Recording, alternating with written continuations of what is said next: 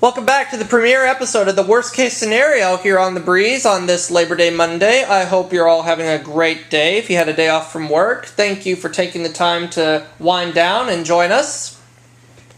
Right now it is Jay's turn, in which I'm about to give him his scenario. If he answers correctly, he'll move ahead 6 spaces. There's his piece right there. Alex right now currently has a big lead, and Rodney hasn't gotten on the board yet, but don't you worry, guys. There's still plenty of game to go. Alright, Jay, if you answer this question correctly, you're going to move ahead 6 spaces. Are you ready? I am. Here's your scenario. How to aid an injured bird. A. Move the bird to a high place in a tree, give it water, and call a veterinarian. B. Carefully place the bird in a box or bag punched with holes and call a veterinarian. C. Immobilize the bird by placing it in a confined, ventilated space so it will not cause itself further injury. Call a veterinarian.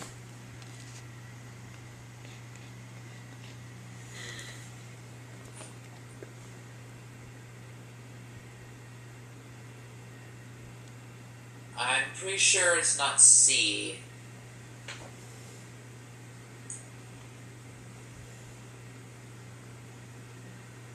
I'm gonna go with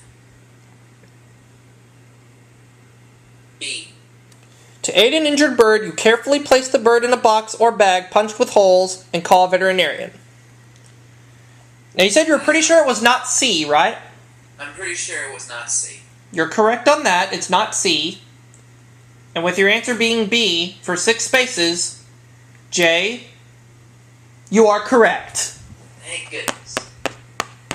So you're going to move ahead 6 spots? Okay, let's go over to Rodney. Alrighty. Now. You'll only move 2 spots, Rodney, but this will get you on the board if you answer correctly. Okay. Your scenario, how to relieve hemorrhoids in the wild. Okay. To relieve hemorrhoids in the wild, do you A. Soak the affected area in clean, cold water 3 times a day. B. Apply a poultice made of mud and earthworms to the affected area.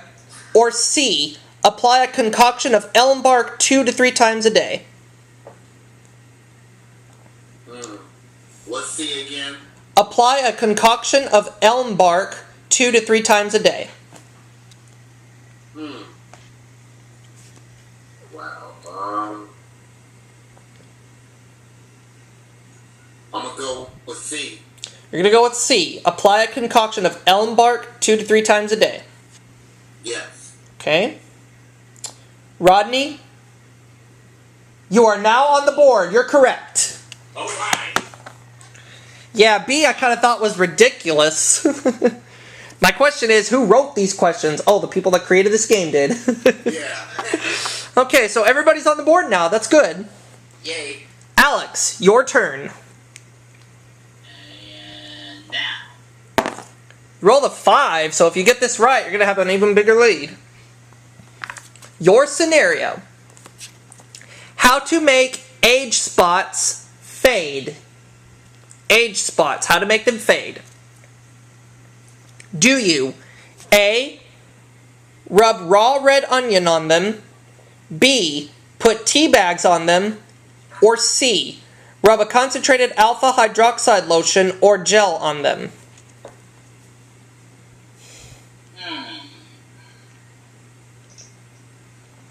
Another toughie here. These are not easy.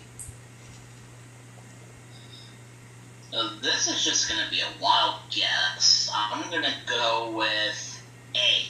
You're going to go with A. Rub raw red onion on them. Yes. The tea bags answer I kind of thought was a little bit funny. But you said A was just a complete guess, right? Yes. Well, your complete guess is right. Woo! Good job, Alex. You rub raw red onion on them. Good job. Alright, let's go to Jay. Roll it. Ooh, Jay, you rolled a 6. So if you get this right, you'll be very close to Alex. Here's your scenario. Lay it on me. How to inflate a life raft. A. Once the raft is fully inflated, carefully throw it overboard, ensuring that it stays right side up. B. Pull the cord. Once the raft is inflated enough to float, throw it overboard upwind from your vessel. Or C. Throw the life raft overboard, downwind if possible, then pull the cord.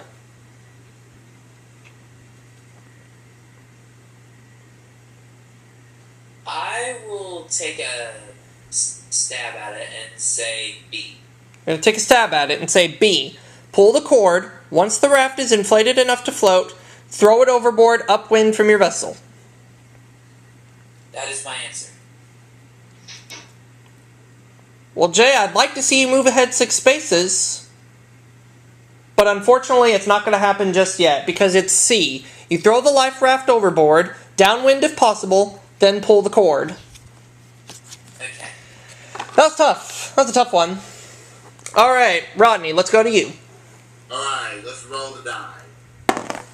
Ooh, this will be a big one, Rodney. If you get this right, you'll be tied with Jay. You roll a 6. Your scenario. How to relocate a dislocated shoulder. Okay. A. Sit the victim on the floor. Take the hand on the injured side and gently raise it over his/her head. B. Stand the victim straight with his/her spine against a door jamb. Gently push both shoulders back until you hear a pop.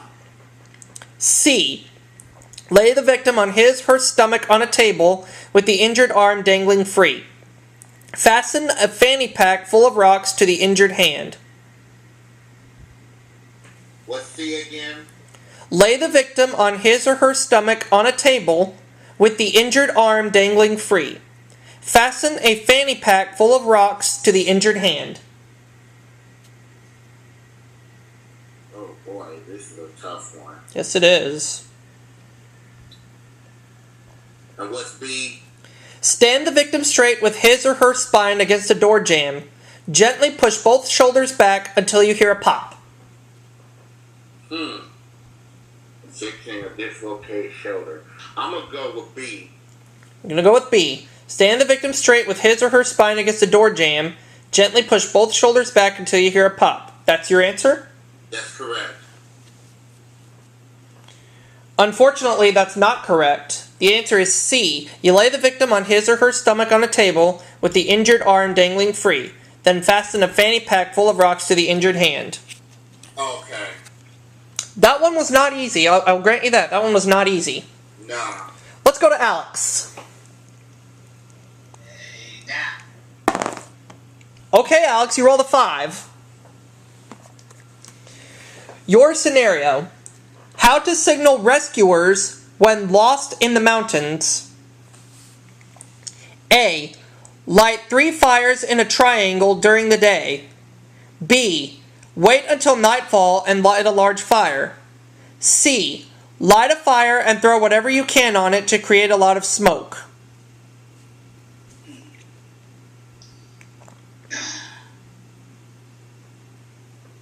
well, I know it can't be A because it's kind of hard to see the fire during the day, so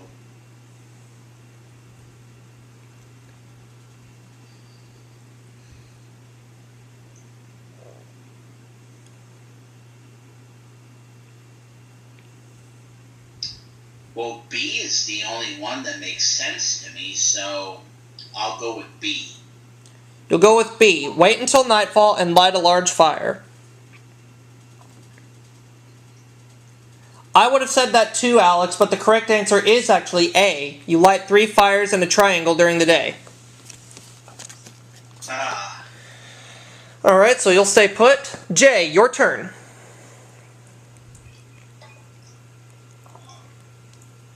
Now. You rolled a 6. Didn't get it last time. Let's see if you get it this time. Your scenario.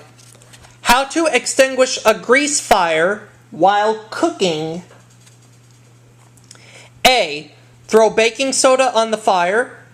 B. Turn off the flame. Or C. cover the pan with its lid.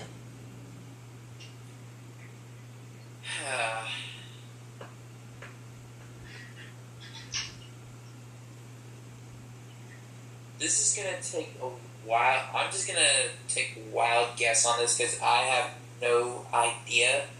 So I'm going to say it's A. To extinguish a grease fire while cooking, you're going to throw baking soda on the fire. Have you ever experienced a grease fire while cooking? I have not.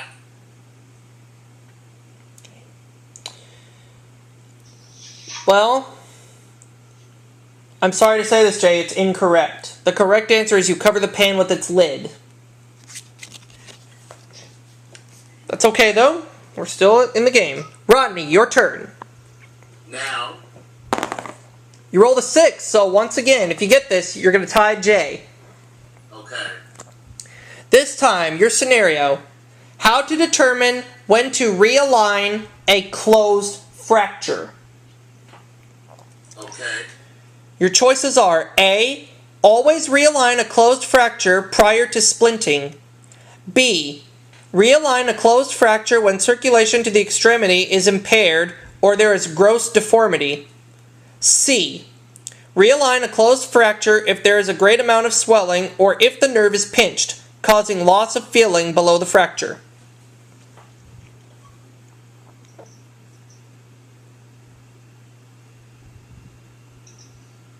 Another tough one. I'm going to try to go for a guess here. Okay. I'm just going to go with the last one. C. Realign a closed fracture if there is a great amount of swelling or if the nerve is pinched, causing loss of feeling below the fracture. Yes, that's the one I'm going with. Rodney, that is incorrect. The correct answer is B. You realign a closed fracture when circulation to the extremity is impaired or there is gross deformity. Okay. Once again, these are not easy. These are not easy. Alright. If it were me answering the question, I'm not sure if I would have gotten that one. Alex, let's go to you.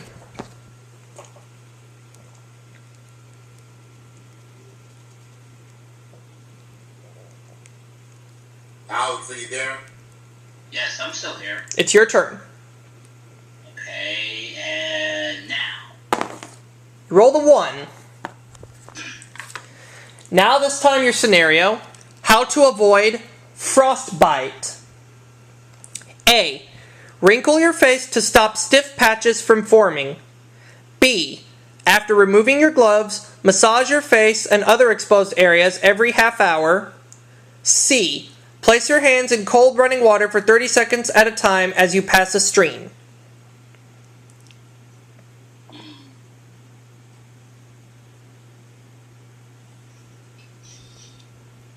Well, it can't be C because you are already cold outside with frostbite, and then what if you go out again? Then you just make it back. So I am going to go with B. After removing your gloves, massage your face and other exposed areas every half hour. That's your answer? Yes. Well, Alex, you were right that the answer is not C. It's definitely not that. But I regret to say that B is wrong too. It's A. You wrinkle your face to stop stiff patches from forming. Alrighty. Jay, let's go to you. Now. 2. And this is an interesting one. How to treat a boil. A, keep it wet and warm. B, keep it cool and dry. C, keep it out of the sun and covered.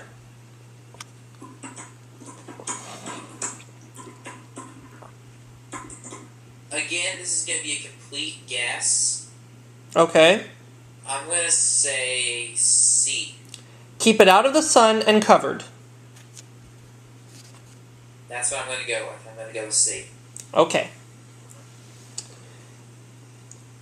Again, Jay, if this were me playing, I would have said C also. but in fact the answer is A. Keep it wet and warm. Alright, let's go to Rodney. Okay, let's go ahead and roll. Roll the 6. Well, Rodney, third time could be the charm. Let's see if you get it.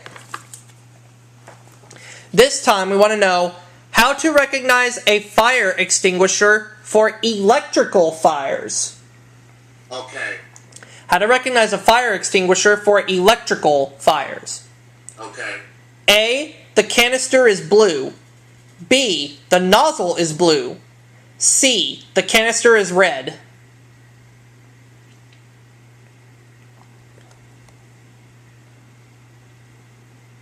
What's B again?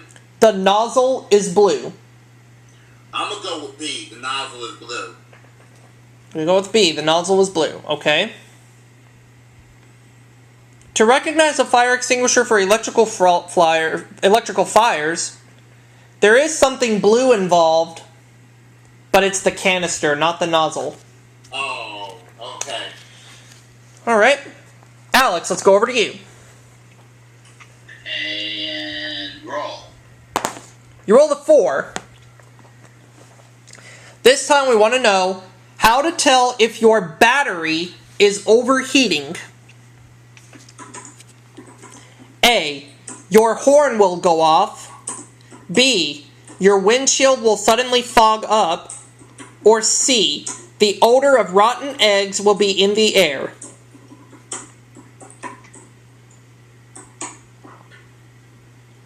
I couldn't hear because of the typing. Okay, that's quite alright, Rodney. I'll repeat the question. How to tell if your battery is overheating. A, your horn will go off. B, your windshield will suddenly fog up. Or C, the odor of rotten eggs will be in the air.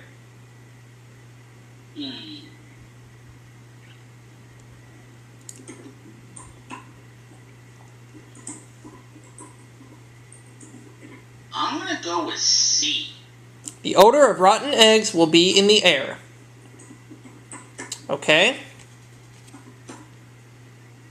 That is the correct answer. Alright. We're going to move ahead 4 spaces. Okay. Alright. Jay, let's go over to you. Alright, let's hope I don't miss now. You rolled a 3. Okay. Ooh, interesting. How to remove a leech. A leech. Your choices. A, squeeze the leech until it bursts. B, flick at the small end of the leech with your finger. Once dislodged, slide your fingernail under the back end and flick it off your finger. C, burn it with a match. The only one that's shooting out at me right now is C. The only one shooting out at you at C is burn it with a match. And why is that one shooting off at you? That's just the one that seems to come up with my mind. Is that what you want to go with? It's a complete guess, but I'm going to go with it. It's a complete guess, but you're going to go with it. Once again, Jay, it's incorrect. It's B. You flick at the small end of the leech with your finger. Once dislodged, slide your fingernail under the back end and flick it off your finger. Okay. And we lost JVD. Rodney, let's go over to you. Alright, here we go. Roll the die. And you rolled a 6. Maybe 4 times. The 4th time is a charm. We'll find out if the 4th time will be a charm when we come back.